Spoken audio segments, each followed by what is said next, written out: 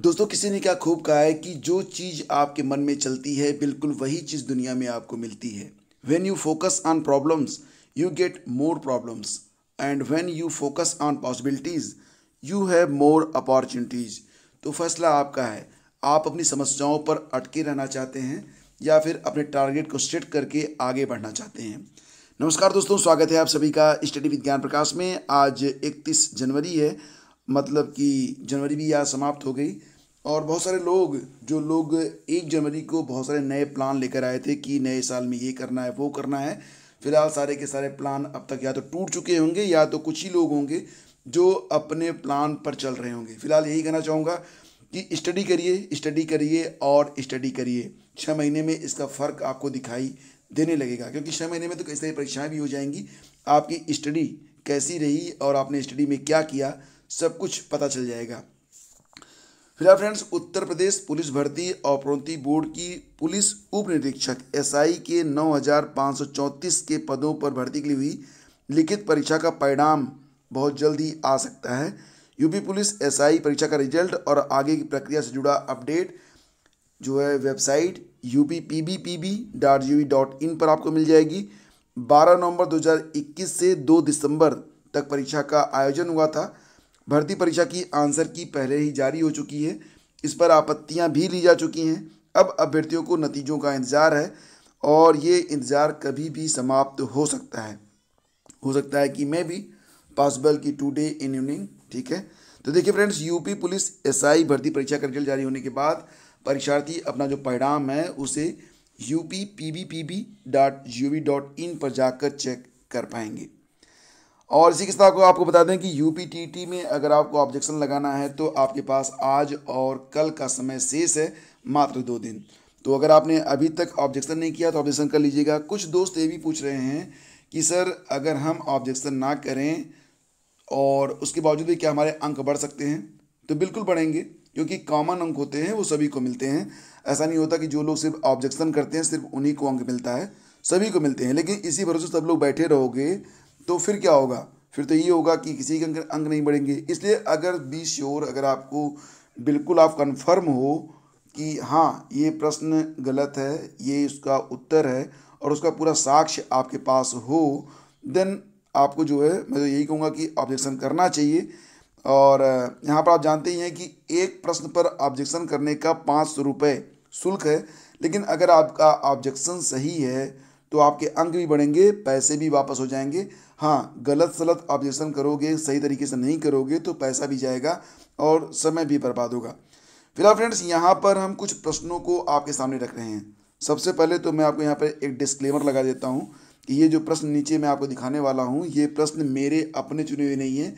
ये प्रश्न मुझे मिले हैं सोशल मीडिया से, जिस पर स्टूडेंट्स आपत्ति कर रहे हैं। ठीक है, तो इन प्रश्नों को देखिए। अगर आपको भी लगता है कि इन प्रश्नों पर आपत्ति हो सकती है तो आप भी कर सकते हैं। सब कुछ डिपेंड करता है आप पर। ये वो प्रश्न है, मैं दोबारा से बताता हूँ, जो स्टूडेंट आपत्ति कर रहे हैं और इन्हें स्टूडेंट्स गलत बता रहे हैं। इन प्रश्नों से मेरा कोई लेना देना नहीं है, मैं नहीं कह रहा हूँ इन प्रश्नों के बारे में। ठीक है, और अगर आप जानना चाहते हैं कि किन प्रश्नों पर आपत्ति लगानी चाहिए तो उसके बारे में मैं एक अलग वीडियो में आपको सारी जानकारी उपलब्ध करवा दूंगा। फिलहाल देखते हैं, यहाँ पर देखिए, अधिगम हेतु निम्न में से क्या सर्वाधिक आवश्यक है? ये प्रश्न है जिस पर ऑब्जेक्शन अभ्यर्थी कर रहे हैं। निर्देशन, परिपक्वता, रुचि और अप्रेरणा। ऑब्जेक्शन के लिए बात की जा रही है कि एनसीईआरटी बुक के अनुसार इस सवाल का सही उत्तर डी यानी कि अप्रेरणा है, मोटिवेशन, जबकि आंसर की में इसका उत्तर बी परिपक्वता दिया गया है, मैचुरेशन।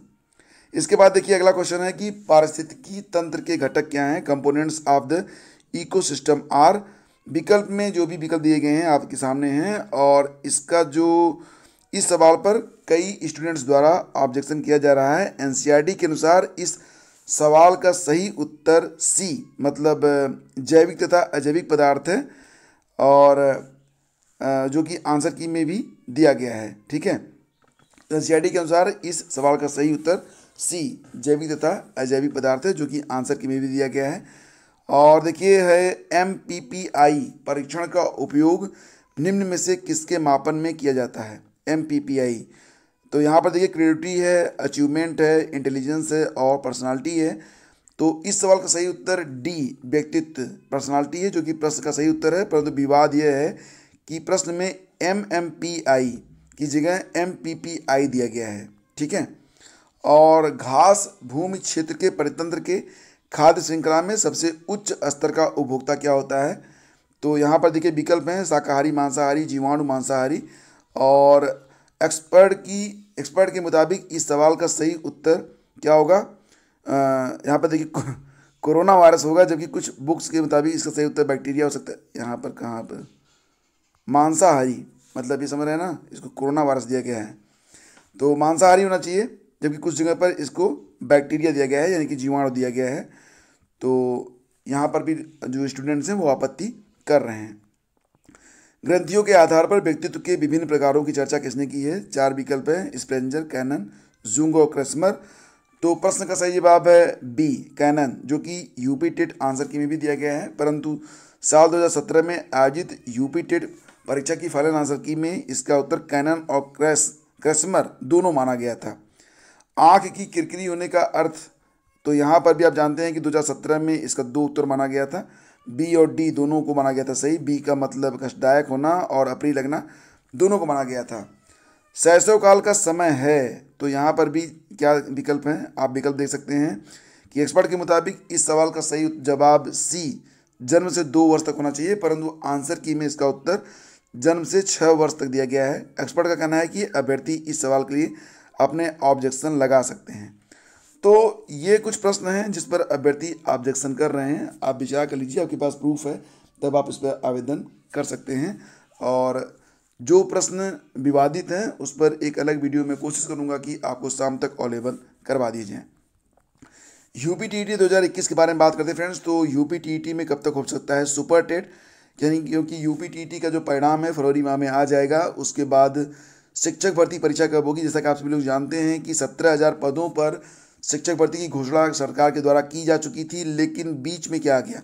बीच में आ गया चुनाव। और अब जो मीडिया रिपोर्ट्स हैं उसके मुताबिक दावा ये किया जा रहा है कि विधानसभा चुनाव से पहले इसका नोटिस जारी होगा। कई मीडिया रिपोर्ट्स ने ये बात कही थी, लेकिन अब ऐसा पॉसिबल नहीं लग रहा है। तो शिक्षक बनने की पात्रता परीक्षा हासिल करने के लिए UPTET में लगभग 21 लाख से अधिक युवा शामिल हो रहे हैं। आंसर की के बाद उन्हें रिजल्ट का इंतजार है। रिजल्ट आपको फरवरी की लास्ट तक मिल जाएगा। और देखिए फ्रेंड्स, अगर अब आप प्राइमरी में शिक्षक भर्ती का इंतजार कर रहे हैं तो इंतजार आपका थोड़ा सा लंबा होगा। कम से कम आपको मार्च के अंत तक या फिर अप्रैल मई तक इंतजार करना पड़ सकता है, क्योंकि मार्च में सरकार का गठन होगा। देन आफ्टर उसके बाद ही ये प्रक्रिया आगे बढ़ पाएगी। मतलब ये कि सुपर टेट कब होगा? तो सुपर टेट चाहे जब वो फ्रेंड्स सुपर टेट होगा जरूर, ये मैं बार बार आप लोगों से कहता हूँ। और आपको क्या करना है कि देखो आपके पास समय बहुत कम बचा हुआ है और मेरिट में अच्छे अंक लाने हैं, तो अभी से आपको अपनी तैयारी अच्छे से करके रखना है। तो UPTET के बाद सुपर टेट कब होगा? तो ये मान चलिए कि आपके पास मार्च तक का समय है, मतलब 2 महीने का समय है। 2 महीने में आपका सुपर टेट, 2 महीने के बाद आपका सुपर टेट कभी भी हो सकता है। तो आपको जो है बिल्कुल जो है अफवाहों में नहीं आना है। बहुत सारे लोग आपको डिस्ट्रैक्ट करेंगे, लेकिन ये डिस्ट्रैक्शन जो है ये आपको परीक्षा में एक भी अंक नहीं दिलवाएगा। आपको परीक्षा में अंक दिलवाएंगे आपकी मेहनत, आपके नोट्स और आपके द्वारा की गई अनुशासन यानी कि डिसिप्लिन के अंतर्गत जो प्रक्रियाएं हैं। तो डेफिनेटली आपको चुनना होगा, चुनाव करना होगा कि आप अपने समय का उपयोग कैसे करते हैं, ठीक है। तो 2-3 महीने के बाद तो सुपर टेट होगा ही, तो तैयारी में आप लोग लगे रहिए। इसी के बाद बात करेंगे एडेड जूनियर के 1894 पदों पर अटकी भर्ती प्रक्रिया के लिए। देखिए फ्रेंड्स, साफ साफ आप लोगों से कहता हूँ कि एडेड जूनियर के जो 1894 पद हैं, इस पर अब भर्ती चुनाव के बाद ही हो पाएगी, क्योंकि अब चुनाव शुरू हो रहे हैं और अगला जो महीना है पूरा 1 महीना ये चुनाव के लिए ही समर्पित रहेगा। लगभग मान के चलिए कि 15 मार्च के बाद या 20 मार्च के बाद, सरकार के गठन के बाद ही कुछ आगे आपको देखने को मिलेगा। तो PNP ने जो है 17 अक्टूबर को इसकी परीक्षा करवाई थी, 15 नवंबर को रिजल्ट घोषित किया था। 1.5 महीने के बाद भी उम्मीदवारों से ऑनलाइन विकल्प लेते हुए चयन प्रक्रिया शुरू नहीं हो सकी। अब आचार संहिता लागू है और ये जो प्रक्रिया है अगर इसको आगे बढ़ाना है तो चुनाव आयोग से अनुमति लेनी पड़ेगी। और फिलहाल यहाँ पर कोशिश की गई थी कि चुनाव आयोग इस प्रक्रिया को आगे बढ़ाने के लिए अनुमति दे, लेकिन अभी लेटेस्ट अपडेट क्या है ये पता नहीं चल सका है। तो मुझे लगता है कि अब ये प्रक्रिया 1-2 महीने के बाद ही आगे बढ़ेगी, लेकिन हो सकता है, पॉसिबिलिटी इस बात की भी है कि अगर चुनाव आयोग सहमति प्रदान कर दे तो ये प्रक्रिया साथ साथ आगे बढ़ सकती है, यानी कि पूरी प्रक्रिया फरवरी मार्च में भी कंप्लीट हो सकती है। लेकिन पॉसिबिलिटी इस बात पर डिपेंड करती है कि चुनाव आयोग इस प्रक्रिया पर अपने क्या निर्देश जारी करता है। वह चुनाव आयोग इस प्रक्रिया को आगे बढ़ाने के लिए अपनी सहमति देता है या नहीं देता है, इस पर ही जूनियर शिक्षक भर्ती का भविष्य निर्भर करता है। अगर चुनाव आयोग रोक लगाता है तब ये भर्ती प्रक्रिया आगे चुनाव के बाद ही पूरी हो पाएगी। और देखिए फ्रेंड्स, एक बड़ी खबर है कि रेलवे भर्ती बोर्ड की परीक्षा को लेकर हुए बवाल के बाद अब बघाड़ा और सलोरी में 2 नए थाने बनाने का निर्णय लिया गया है। इसके लिए कवायद शुरू कर दी गई है। यहाँ छात्रों की बड़ी संख्या और आए दिन होने वाले हंगामे, प्रदर्शन और मामलों को देखते हुए पुलिस अफसरों ने यह फैसला किया है। फिलहाल इस संबंध में उच्च अधिकारियों की ओर से सहमति मिल गई है, जिसके बाद अब जल्द ही विभागीय कार्रवाई भी स्टार्ट हो जाएगी। रेलवे भर्ती परीक्षा को लेकर छात्रों की ओर से रेलवे ट्रैक जाम किए जाने के बाद 25 जनवरी को बघाड़ा में जमकर बवाल हुआ था। पुलिस पर पथराव के बाद छात्रों पर लाठीचार्ज हुआ, जिसमें कई जख्मी भी हुए थे। मामला पूरे देश में चर्चा का विषय बना हुआ है। पुलिस अफसरों का कहना है कि बघाड़ा और सलोरी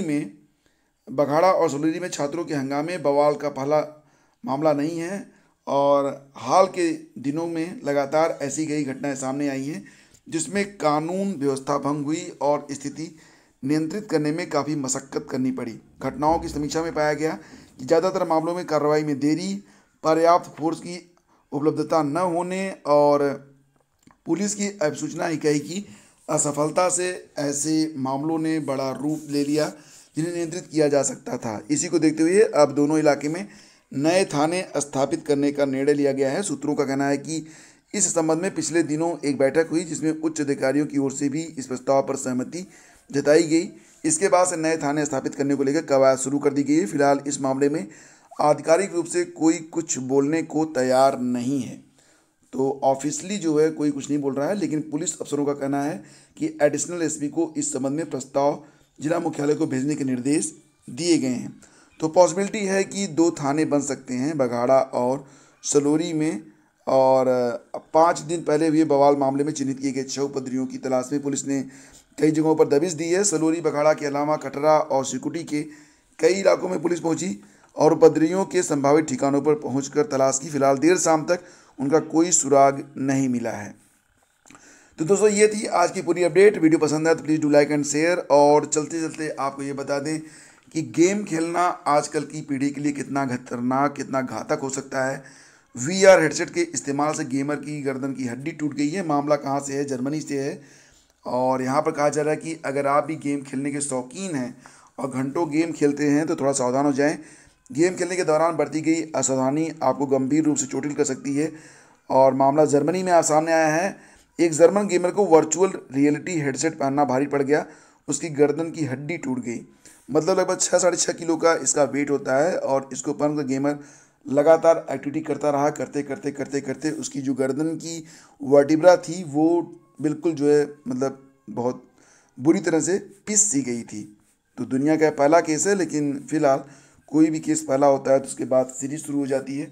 आपको सावधान रहने की आवश्यकता है। वैसे भी गेम सिर्फ और सिर्फ आपका समय ही जाया करते हैं, तो focus on your books and study. Thank you so much. Have a great day. जय हिंद। Please do like and share.